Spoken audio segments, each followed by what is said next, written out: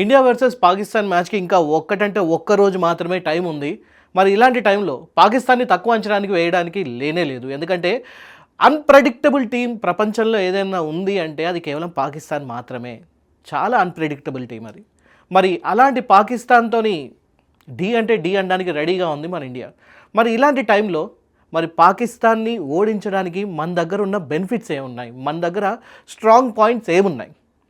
And మన దగ్గర ఉన్న బ్రహ్మాస్త్రాలు ఏంటి? అండ్ మోర్ ఓవర్ దీంతో పాటుగా మరి పాకిస్తాన్ దగ్గర ఉన్న బెనిఫిట్స్ ఏమున్నాయి? అండ్ వాళ్ళ దగ్గర ఉన్న స్ట్రాంగ్ పాయింట్స్ ఏంటి? అండ్ వాళ్ళ దగ్గర ఉన్న వీక్ పాయింట్స్ ఏంటి?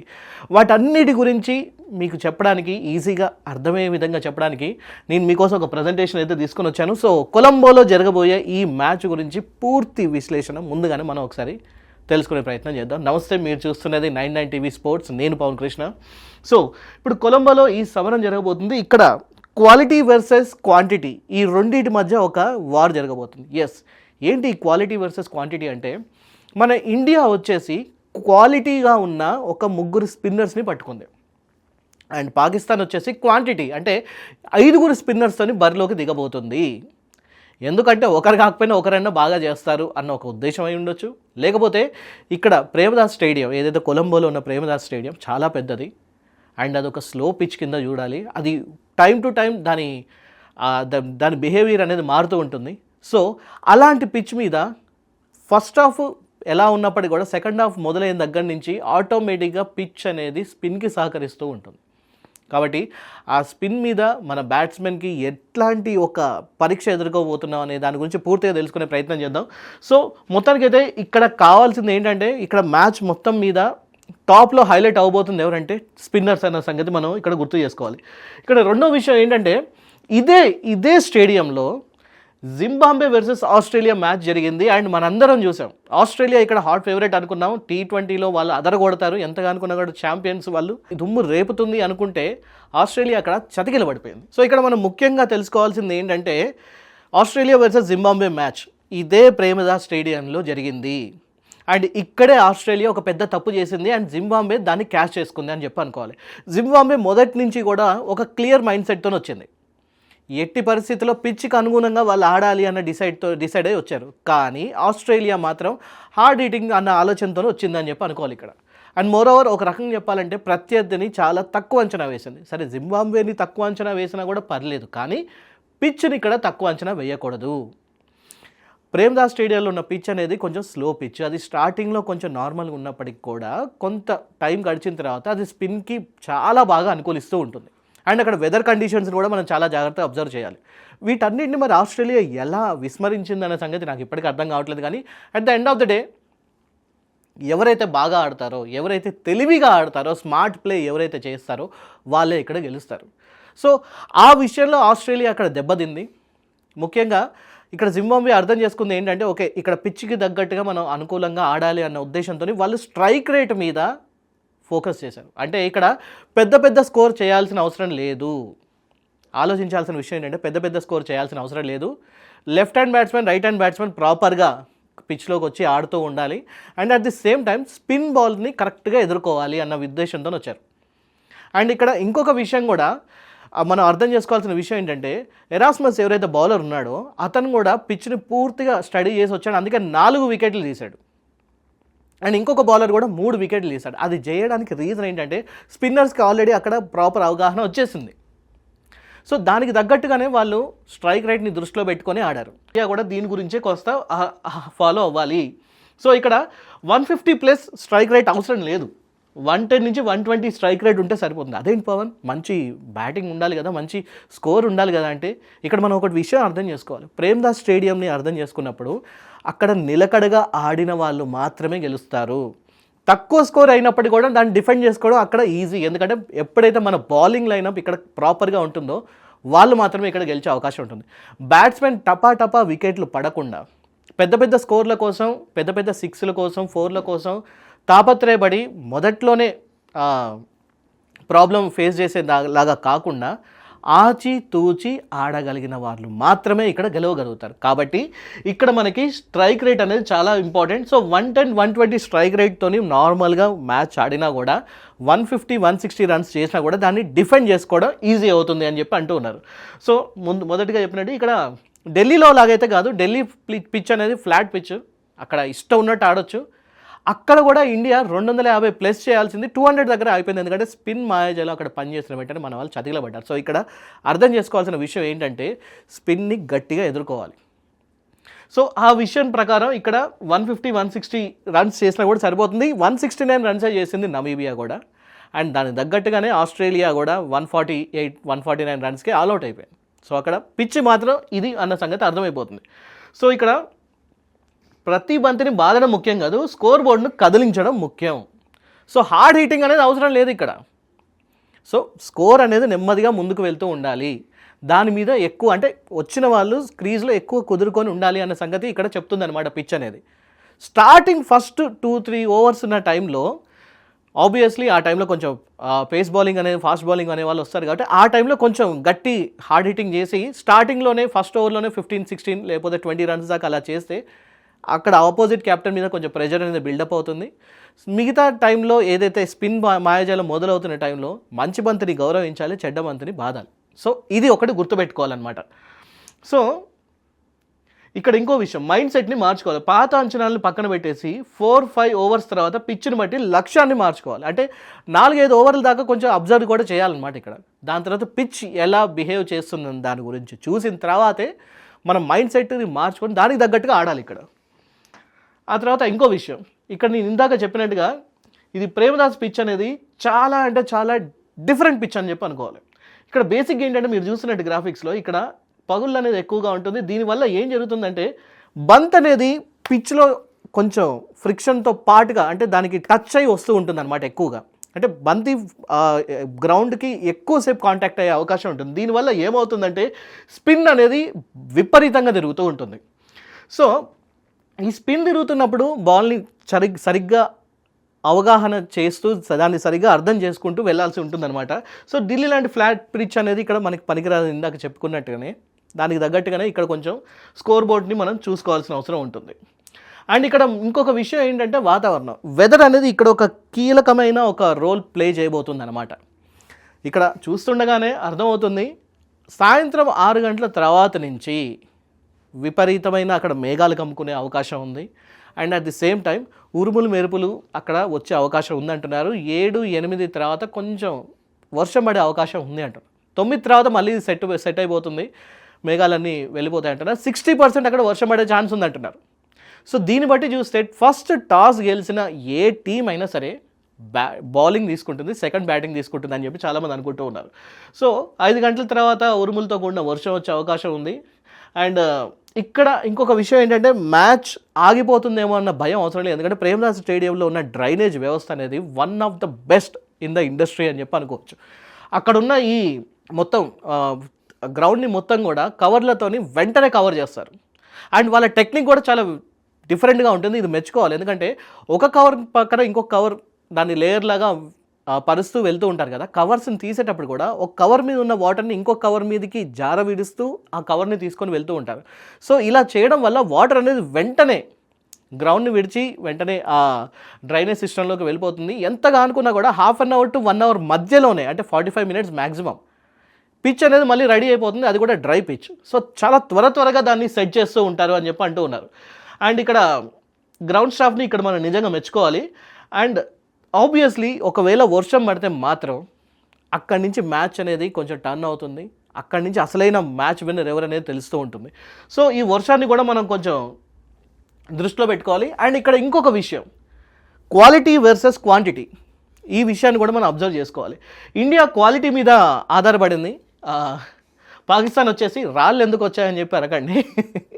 సో పాకిస్తాన్ వచ్చేసి ఇక్కడ క్వాంటిటీ మీద ఎక్కువ ఆధారపడింది అనమాట. ఎక్కువ మంది స్పిన్నర్లని బరిలోకి దింపడానికి చూస్తుంది. అంటే ఇండియాలో ఉన్న ది బెస్ట్ బ్యాట్స్మెన్ని ప్రస్తుతానికి వాళ్ళు కట్టడి చేయాలని చూస్తున్నారు. పాకిస్తాన్ ఇందాక నేను చెప్పుకున్నట్టుగా అన్ప్రెడిక్టబుల్ టీం. సో ఇప్పుడు ప్రస్తుతం వాళ్ళకున్న ఒకే ఒక ఆప్షన్ ఏంటంటే వాళ్ళు బెటర్ టీం అయినా కాకపోయినా కూడా అవతల బెటర్ టీంని ముందు ఈజీగా అవుట్ చేయాలి. సో ఇండియా ప్రస్తుతానికి స్పిన్ మీద కొంచెం ఇబ్బంది పడుతుంది కాబట్టి స్పిన్ మాయాజాలంతో ఎక్కువ మంది స్పిన్నర్లను తీసుకొని వచ్చి వాళ్ళని కట్టడి చేయాలన్న ఆలోచనతో ఉంది. బట్ ఇండియా దగ్గరికి వచ్చేసరికి కేవలం ముగ్గురు స్పిన్నర్లను మాత్రమే తీసుకుంది. ఆ ముగ్గురునే ఇప్పుడు బ్రహ్మాస్త్రాలుగా సంధించడానికి రెడీగా ఉందన్నమాట. సో ఆ ముగ్గురు నిజంగా అంత డేంజర్ అంటే ఆబ్వియస్లీ వాళ్ళ ఒక కెరీర్ రికార్డ్ చూసుకున్నా కూడా మనకు అర్థమైపోతుంది. అక్షర్ పటేల్, వరుణ్ చక్రవర్తి అండ్ కుల్దీప్ యాదవ్, ఈ ముగ్గురు కూడా చాలా మంచి పటిష్టమైన స్పిన్ని వాళ్ళు వేయబోతున్నారనమాట. ముఖ్యంగా ఇక్కడ వరుణ్ చక్రవర్తి గురించి చెప్పుకోవాలనుకుంటే ఒక మిస్టీరియస్ స్పిన్నర్ అని చెప్పి అంటూ ఉన్నారు. లాస్ట్ టైం క్రితం జరిగిన మ్యాచెస్లో కూడా వరుణ్ చక్రవర్తి తన స్పిన్ మాయాజాలంతో ఎలా అందరినీ అవుట్ చేశారనే సంగతి కూడా మనకు తెలిసిందే. So at the same time Kuldeep Yadav గురించి ఎంత చెప్పుకున్నా తక్కువే. మెయిన్ ఇంపార్టెంట్ కీ పాయింట్స్ దగ్గర ఎప్పుడైతే మ్యాచ్ టర్నింగ్ పాయింట్ అవసరమో ఆ టైంలో కుల్దీప్ యాదవ్ వచ్చేసి తన మాయాజాలంతో చాలా వికెట్స్ని పడగొట్టాడు. ముఖ్యంగా బాబర్ని ఒకసారి 2019 టైంలో ఎలా అవుట్ చేశాడో ఆ విషయం మనందరికీ గుర్తుంది. సో ఈసారి కూడా బాబర్కి ఒక పెద్ద ప్రాబ్లమేటిక్గా తయారవబోతున్నాడు కుల్దీప్ యాదవ్ అని చెప్పి అనుకుంటున్నారు. ఎందుకంటే బాబర్ ఈసారి 4th డౌన్లో రాబోతున్నాడు. సో 4th డౌన్ అంటే అప్పటికి స్పిన్కి అనుకూలిస్తూ ఉంటుంది. ప్రస్తుతానికి బాబర్ పరిస్థితి కూడా ఏమంత బాగాలేదు, దాని గురించి నెక్స్ట్ నేను చెప్తాను. సో వీళ్ళ ముగ్గురుతోని ప్రస్తుతానికి చాలా పటిష్టంగా ఒక బ్రహ్మాస్త్రంలాగా ప్రయోగించడానికి టీమిండియా రెడీగా ఉంది. అండ్ దానితో పాటుగా ఇంకో ఇద్దరు బెస్ట్ బౌలర్స్ని కూడా మన ముందుకు తీసుకొచ్చింది భారత్. సో అందులో ముఖ్యంగా మనం చెప్పుకోవాల్సింది బుమ్రా. సో బుమ్రా గురించి కూడా ఎంత చెప్పుకున్నా తక్కువే. పిచ్ ఎలా ఉన్నా కూడా అతని పేస్తోని ఎప్పుడైతే అతను అటాక్ చేయడం మొదలు పెడతాడో ఆబ్వియస్లీ అక్కడ 1-2 వికెట్లు పడాల్సిందే అని చెప్పి అనుకుంటూ ఉన్నారు. సో అక్కడ పరిస్థితులు ఎలా ఉన్నా కూడా తనకు నచ్చినట్టుగా తనకి తగ్గట్టుగా మలుచుకోవడంలో బుమ్రా మొదటి నుంచి కూడా సిద్ధహస్తుడని చెప్పి అనుకోవచ్చు. సో స్పిన్నర్లు మధ్యలో ఆటని నియంత్రిస్తే బుమ్రా మాత్రం ఆటనే శాసిస్తాడు అని చెప్పి కూడా అనుకోవచ్చు.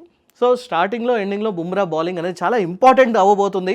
సో మరి ఒకవేళ ఇండియా కనుక బౌలింగ్ ఫస్ట్ తీసుకుంటే స్టార్టింగ్లో తన ఫేస్తోని వికెట్ తీయడానికి ఇక్కడ బుమ్రా రెడీగానే ఉన్నాడు అని చెప్పి అనుకోవచ్చు. అండ్ దాంతో పాటుగా బుమ్రాతో పాటుగా ఇంకొక అమేజింగ్ ఆల్రౌండర్ మనకి సపోర్ట్ చేయడానికి రెడీగా ఉన్నారు. He is none other than Hardik Pandya. So Hardik Pandya కూడా తన బౌలింగ్తోని రీసెంట్గా మొన్న జరిగిన మ్యాచ్లో కూడా హార్దిక్ పాండ్యా ఏం చెప్పాలంటే చాలా చక్కటి ప్రతిభ కనబరిచాడని చెప్పి అనుకోవచ్చు. ఎందుకంటే స్టార్టింగ్ కొత్త బాల్తో కూడా చాలా చక్కగా బౌలింగ్ వేశాడు. అతని బౌలింగ్ ఎప్పుడైనా సరే, ముఖ్యంగా పాకిస్తాన్కి ఆపోజిట్గా బుమ్రాది మంచి రికార్డు ఉంది. లాస్ట్ 2 మ్యాచ్లలో చాలా తక్కువ రన్స్ ఇచ్చి 5 వికెట్లు తీసుకున్నాడు. సో అతని ట్రాక్ రికార్డ్ చాలా బాగుంది. ఎప్పుడైనా సరే అవసరానికి తగ్గట్టుగా ఆడతాడు. అటు బ్యాటింగ్తో కానివ్వండి, ఇటు ఫీల్డింగ్లో కానివ్వండి, ఇటు బౌలింగ్లో కానివ్వండి, చాలా ఖచ్చితత్వంతో అతని బౌలింగ్ ఉంటుంది. కాబట్టి అతని టార్గెటింగ్ కూడా చాలా ఫోకస్డ్గా ఉంటుంది. కాబట్టి ఈసారి అతను కూడా ఒక డేంజరస్ ప్లేయర్ అవ్వబోతున్నాడు పాకిస్తాన్కి అండర్లో ఎటువంటి డౌటు లేదు. సో వీళ్ళిద్దరూ కలిసి మరి కొత్త బాల్తోని ఎలా అటాక్ చేయబోతున్నారు అనేది కూడా మనం చూడాల్సి ఉందన్నమాట. అండ్ దాని తర్వాత ఇక్కడ బ్యాటింగ్ వ్యూహం అనేది కూడా మార్చుకోవాలి. ప్రాపర్గా అవతల వైపు లెఫ్ట్ హ్యాండ్ బ్యాట్స్మెన్ ఉంటే ఇటువైపు రైట్ హ్యాండ్ బ్యాట్స్మెన్ అనేది ఉంటూ ఉండాలి. దీనివల్ల ఏమవుతుందంటే స్పిన్నర్స్కి కొంచెం ఇబ్బంది అవుతుంది. మన ఇండియాలో ప్రస్తుతానికి ఇండియన్ బ్యాట్స్మెన్లో ప్రస్తుతానికి మ్యాక్సిమం చూసుకుంటే లెఫ్ట్ హ్యాండ్ బ్యాట్స్మెన్సే ఉన్నారు. అండ్ రైట్ హ్యాండ్ కూడా వీళ్ళు చాలా చక్కగా హ్యాండిల్ చేయగలుగుతారు. సో వీళ్ళు ఉన్నంతకాలం పాకిస్తాన్ ఎంతమంది స్పిన్నర్స్ని తీసుకొచ్చినా కూడా అది వాళ్ళకి ఇబ్బంది అవుతుంది. సో వాళ్ళ లయని దెబ్బతీయడం ఈజీ అవుతుంది అని చెప్పి అనుకుంటూ ఉన్నారు. సో ఇక్కడ ఇది చాలా ఇంపార్టెంట్. స్పిన్నర్స్కి ఎప్పుడైనా సరే రైట్ హ్యాండ్ బ్యాట్స్మెన్ కొంచెం ఈజీ టార్గెట్స్ అనుకోవచ్చు. లెఫ్ట్ హ్యాండ్ బ్యాట్స్మెన్ నిజం చెప్పాలంటే ఒక రకంగా అటాక్ చేస్తూ ఉంటారు స్పిన్నర్స్ మీద. సో మరి వీళ్ళ మీద ఎలాంటి అటాక్ జరగబోతుంది అనేది కూడా మనం చూడాల్సి ఉంటుంది. అండ్ ఇక్కడ రేంజ్ హిట్టింగ్ అనేది కూడా చాలా ముఖ్యం. ఇక్కడ ఆస్ట్రేలియా బ్యాటర్ స్పిన్ను ఎదుర్కోలేకపోయారు. భారత్ దగ్గర ఉన్న స్పిన్ మాస్టర్లు ఉన్నారనమాట ప్రస్తుతానికి. సో ఆస్ట్రేలియా బ్యాట్స్మెన్స్ వచ్చేసి స్పిన్ని ఎదుర్కోవడంలో పూర్తిగా ఫెయిల్ అయిపోయారు. అది మనం చూసాం కూడా. కానీ ఇండియా దగ్గరకు వచ్చేసరికి కొంచెం తడబడుతూ ఉన్న మాట వాస్తవమే. కానీ ఇక్కడ patience is the key. So ఇక్కడ ఎంతవరకు వీలైతే అంతవరకు పేషెన్స్తోని ఆడాలి. సో ఒకవేళ అలా ఆడితే గనక తప్పకుండా మన బ్యాట్స్మెన్ ఎక్కువసేపు క్రీజ్లో ఉండడానికి అవకాశం ఉంటుంది. సో ఇక్కడ మన దగ్గర ఉన్న బ్యాట్స్మెన్ అంటే స్పిన్ని ఎదుర్కోవడానికి ఎవరెవరు ఉన్నారు ముఖ్యంగా అంటే ఇక్కడ మనకి స్కై ఉన్నాడు, సూర్యకుమార్ యాదవ్ అండ్ హార్దిక్ పాండ్యా అండ్ శివం దూబే. వీళ్ళు ముగ్గురు కూడా స్పిన్ని జస్ట్ ఆడడం కాదు, దంచి కొడతారు. కాకపోతే దానికి ప్రాపర్ టైం కావాలి, ముందుగా క్రీజ్లో కుదురుకోవాల్సి ఉంటుంది. సో ఇక్కడ ఇందాక నేను చెప్పినట్టు పేషెన్స్ ఈజ్ ద కీ. ఎంత ఓపికగా ఆడితే అంత బెటర్ అనమాట. సో ఇక్కడ శివం దుబే చూసుకున్నా హార్దిక్ పాండ్యా చూసుకున్నా కూడా వీళ్ళిద్దరు ఆల్రౌండర్ అని చెప్పి అనుకోవచ్చు. అయితే వీళ్ళిద్దరికి తగ్గట్టుగానే పాకిస్తాన్ ఇద్దరిని దింపిందనమాట. అందులో ఒకరు వచ్చేసి మొహమ్మద్ నవాజ్ హార్దిక్ పాండ్యాకి ధీటుగా అని చెప్పి అనుకుంటున్నారు. కానీ హార్దిక్ పాండ్యా లాగా మంచి బౌలింగ్ కానీ ఇంకొక పక్క ఇంకో మంచి బ్యాటింగ్ కానీ అతను చేయలేడు. అండ్ ఇంకొకటి వచ్చేసి షాదాబ్ ఖాన్ని కూడా ఒక రకంగా చెప్పాలంటే శివం దూబే లాగాని పాకిస్తాన్ అనుకుంటుంది, కానీ శివం దూబే ఎలాంటి హార్డ్ హిట్టింగ్ కొడతాడో అలాంటి హిట్టింగ్ షాదాబ్ ఖాన్ చేయలేడు. సో మన దగ్గర ఉన్న బెస్ట్ స్పిన్కి సంబంధించి మన దగ్గర ఉన్న ఒక ప్రాపర్ ఆన్సర్ ఎవరు అంటే మనకి సూర్యకుమార్ యాదవ్, హార్దిక్ అండ్ శివం దూబే, వీళ్ళ ముగ్గురు అని చెప్పి అనుకోవచ్చు. అండ్ ఈ రెండు జట్ల మధ్య ఉన్న తేడా కూడా ఇదే. సో మన దగ్గర వీళ్ళు కనుక ఆపర్చునిటీని ప్రాపర్గా యూజ్ చేసుకుంటే తప్పకుండా ఒక మంచి స్కోర్ చేసే అవకాశం ఉంటుంది, దాన్ని డిఫెండ్ చేసుకునే అవకాశం కూడా ఉంటుంది. సో ఇక్కడ ఇంకొకటి ఏంటంటే పార్ట్ టైం బౌలర్ల మీద కూడా మనం ఫోకస్గా ఉండాలన్నమాట. ఇప్పుడు మన పాకిస్తాన్కి సంబంధించి వాటి వీక్నెస్ ఏంటనేది ఒకసారి చూద్దాం. సో పాకిస్తాన్ ఇప్పుడు ఫస్ట్ 20 ఓవర్స్ స్పిన్ పైన ఆధారపడుతుంది అనమాట. సో అందులో పార్ట్ టైమర్ సయమ్ అయూబ్ కూడా ఉన్నాడు. So right arm of spin చేస్తూ ఉంటాడు. మరి ఈ సయమ్ అయూబ్ మీద బాగా ఫోకస్గా ఉంటుంది, ఎందుకంటే పార్ట్ టైం స్పిన్నర్ కింద పార్ట్ టైం బౌలర్ కింద చూడాల్సి ఉంటుంది అనమాట. సో మొదటి 2 ఓవర్లోనే పార్ట్ టైమర్ పైన దాడి చేయగలిగితే తప్పకుండా మంచి స్కోర్ అనేది ఒకటి చేయగలిగితే పాకిస్తాన్ మీద కొంచెం ఎక్కువ ప్రెషర్ బిల్డ్ అయ్యే అవకాశం ఉంటుంది, కాబట్టి దాన్ని ప్రాపర్గా యూజ్ చేసుకోవాలి. అండ్ ఇంకొకటి బాబర్ ఆజం ఇప్పుడు ఇందాక చెప్తున్నట్టుగా నెంబర్ 4లో వస్తున్నాడు అనమాట. సో ప్రాపర్ స్పిన్నర్ కనుక బాబర్ ఆజంకి ఎదురైతే బాబర్ ఆజం అవుట్ చేయడం చాలా ఈజీ. ఇందాక నేను చెప్పినట్టు 2019లో కేదార్ యాదవ్ ఎలా అయితే అతను అవుట్ చేస్తాడన్న సంగతి, ఆ మ్యాజిక్ అనేది మనందరికీ గుర్తుందనమాట. అండ్ బిగ్ బ్యాష్ లీగ్ తర్వాత చాలా తక్కువ స్ట్రైక్ రేట్తో, అంటే 100-120 మధ్యలో ఉన్న స్ట్రైక్ రేట్తో ఇప్పుడు ఈసారి T20 వరల్డ్ కప్లోకి చాలా కష్టం మీద ఒక ప్లేస్ తీసుకొని అయితే వచ్చాడు. సో స్ట్రైక్ రేట్ కూడా అంతంత మాత్రమే ఉంది. సో ఇలాంటి టైంలో అతని ఫామ్ కూడా కొంచెం అన్స్టేబుల్గా ఉన్న టైంలో అతని కరెక్ట్ టైంలో అవుట్ చేసే కనుక టీమిండియాకి ఒక రకమైన బూస్ట్ దొరుకుతుంది అనే అవకాశం చాలా ఎక్కువగా ఉందన్నమాట.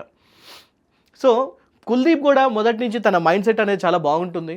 ఎలాంటి పరిస్థితుల్లో అయినా సరే ఎక్కువ ప్రెషర్కి లోన్ అవ్వకుండా ఆ ప్రెషర్ని ఎప్పుడు కూడా ఆపోజిట్ టీమ్కి ఫార్వర్డ్ చేయడంలో ముందుంటాడు. కాబట్టి తప్పకుండా ఈసారి బాబర్ ఆజంకి కరెక్ట్ బౌలర్ ఎవరైనా ఉన్నారు అంటే మాత్రం అది మన కుల్దీప్ యాదవ్ అని చెప్పి అనుకోవచ్చు. అండ్ ఇంకొకటి ఇందాక మాట్లాడుకున్నట్టుగా హార్దిక్ పాండ్యా మనకు ఒక రకమైన ఎక్స్ ఫ్యాక్టర్ అనుకోవచ్చు. పాకిస్తాన్ మీద అతనికి ఒక మంచి ట్రాక్ రికార్డ్ ఉంది. ఎప్పుడు ఎట్టి పరిస్థితుల్లో పాకిస్తాన్తో మ్యాచ్ ఆడుతున్నప్పుడు అతని ఫేస్లో మనం ఎప్పుడు కూడా ఒక ప్రెషర్ అనేది చూడలేదు, ఒక స్ట్రెస్ అనేది చూడలేదు. చాలాసార్లు కూడా నేనున్నాను, నేను చూసుకుంటాను అని చెప్పేసి చాలా కాన్ఫిడెంట్గా ఆడుతూ ఉంటాడు. కొంతమంది చూడడానికి ఓవర్ కాన్ఫిడెంట్గా అనిపించినప్పటికీ పాకిస్తాన్ ఎన్నిసార్లు అతను ట్రోల్ చేయాలనుకున్నప్పటికీ కూడా పాకిస్తాన్కి సరైన ఒక ఆల్రౌండర్ ఎవరు ఉన్నారు అంటే మన ఇండియా తరపు నుంచి అది కేవలం హార్దిక్ పాండ్యా మాత్రమే. అతని ఇంతకుముందు ఒకసారి అతని నెంబర్స్ కూడా చూసుకుంటే లాస్ట్ 2 మ్యాచ్ల్లో 5 వికెట్లు తీశాడనమాట. అండ్ పాక్ టాప్ ఆర్డర్ని దెబ్బతీయడానికి అతను ముందుంటాడు ఎప్పుడైనా కూడా. సో స్టార్టింగ్ బౌలింగ్ ఒకవేళ కొత్త బాల్తో కనుక విరుచుక పడితే పాకిస్తాన్కి అది చాలా ఇబ్బంది అవుతుంది అనమాట. సో ఇక్కడ లాస్ట్కి వచ్చేసరికి ఇక్కడ మజిల్ మెమరీని మార్చాలి. ఓపిక, పేషెన్స్ ఇస్ ద కీ, మొదటి నుంచి చెప్పుకున్నట్టు. సో ఇక్కడ ప్రాక్టీస్ సెషన్లో కూడా వీళ్ళు ఎక్కువగా హార్డ్ హీటింగ్ మీద చేయడానికన్నా కూడా ఎక్కువసేపు బాల్ని డిఫెండ్ చేస్తూ మంచి బౌలర్ని గౌరవిస్తూ చెడ్డ బాల్ వచ్చినప్పుడు దాన్ని గట్టిగా ఎలా కొట్టాలి, ఎందుకంటే ప్రేమదాస్ స్టేడియం చాలా పెద్దది. ఆ టైంలో మాత్రం హార్డ్ హిట్టింగ్ అనేది చాలా అవసరం. అండ్ ఇంకొకటి ఏంటంటే ప్రాపర్ బాల్ కోసం బ్యాట్స్మెన్ వేచి చూడాలి. ఓపిక అనేది చాలా ఇంపార్టెంట్. అండ్ ఇక్కడ టెక్నిక్ అనేది చాలా ఇంపార్టెంట్. చాలాసేపు టెక్నిక్ మీదనే ఎక్కువ ఆధారపడాలి. వీలైనంత వరకు ఫీల్డర్స్ని చూసుకోవాల్సి ఉంటుంది, వచ్చే బాల్ ఎలాంటిది అండ్ ఎవరు బౌలింగ్ వేస్తూ ఉన్నారు, అవతల వైపు క్రీజ్లో ఎవరున్నారు, వీటన్నిటిని కూడా మనం చూసుకొని ఆ రొటేషన్ అనేది సరిగ్గా చేసుకోవాలి. వ్యక్తిగత స్కోర్లకి ఇక్కడ తావు అయితే లేదు. సో అవతల వైపు ఎవరైనా ప్రాపర్ స్పిన్నర్ ఉంటే కనుక ఇటువైపు లెఫ్ట్ హ్యాండ్ బ్యాట్స్మెన్ ఎక్కువసేపు ఉండేలా చూసుకోవాలి. సో ఇలాంటి ఒక ప్రాపర్ ప్లానింగ్తోని టెక్నిక్తోని కనుక ముందుకెళ్తే అది యూజ్ అయ్యే అవకాశం ఉంటుంది. సో ఇది మొత్తానికైతే ఫైనల్ వర్డిక్ట్ ఏంటంటే పేపర్ మీద ఇదంతా నెంబర్స్ చూసుకోవడానికి బాగానే ఉంటుంది, కానీ అల్టిమేట్లీ మైదానంలో గ్రౌండ్లో ఇవన్నీ ఎగ్జిక్యూట్ చేయగలిగితేనే గెలుస్తారు. సో ఇక్కడ అర్థం చేసుకోవాల్సిన విషయం ఏంటంటే at the end of the day match అనేది, క్రికెట్ అనేది ఎవరైతే బాగా ఆడతారో వాళ్ళని విజయం వరిస్తూ ఉంటుంది. సో మనకి ఇండియాకి సంబంధించి చాలా బెనిఫిట్స్ అయితే ఉన్నాయి ఇక్కడ. సో ఇండియా గెలవడానికి ఎక్కువ ఆస్కారం కూడా ఉంది, కానీ అది పేపర్ల వరకు మాత్రమే పరిమితం కాకుండా ఆన్ గ్రౌండ్లో కూడా ప్రాపర్గా ఇది చూపించగలగాలి. అది చాలా ఇంపార్టెంట్. సో ఇక్కడ మనం బాగా కీలకమైన అంశం ఒకటి ఏంటంటే జింబాబ్వే లాగానే మనం కూడా ఆడాలన్నమాట. జింబాబ్వే ఇక్కడ పిచ్ని అక్కడ గౌరవించింది, బ్రహ్మాస్త్రాలను ఉపయోగించింది అండ్ విజయాన్ని ఖాయం చేసుకుంది. సో అదే విధంగా మనం కూడా ఇక్కడ ప్రాపర్గా మ్యాచ్ని చూసుకోవాల్సి ఉంటుంది అనమాట. సో ఇదన్నమాట సంగతి. మరి మన వాళ్ళు దీనికి తగ్గట్టుగానే ప్లాన్ వేసుకున్నారా? ఆ ప్లాన్ని ఎగ్జిక్యూట్ చేస్తారా లేదా అనేది రాన్న నెక్స్ట్ 24 అవర్స్లో మనకు తెలియబోతుంది. మరి మీరేమనుకుంటున్నారనే దాని గురించి తప్పకుండా నాకు తెలియజేయండి కామెంట్ రూపంలో. అండ్ తప్పకుండా సబ్స్క్రైబ్ చేసుకోండి, లైక్ చేయండి. అండ్ ఇంకో వీడియోతో మళ్ళీ కలుద్దాం. Thank you so much.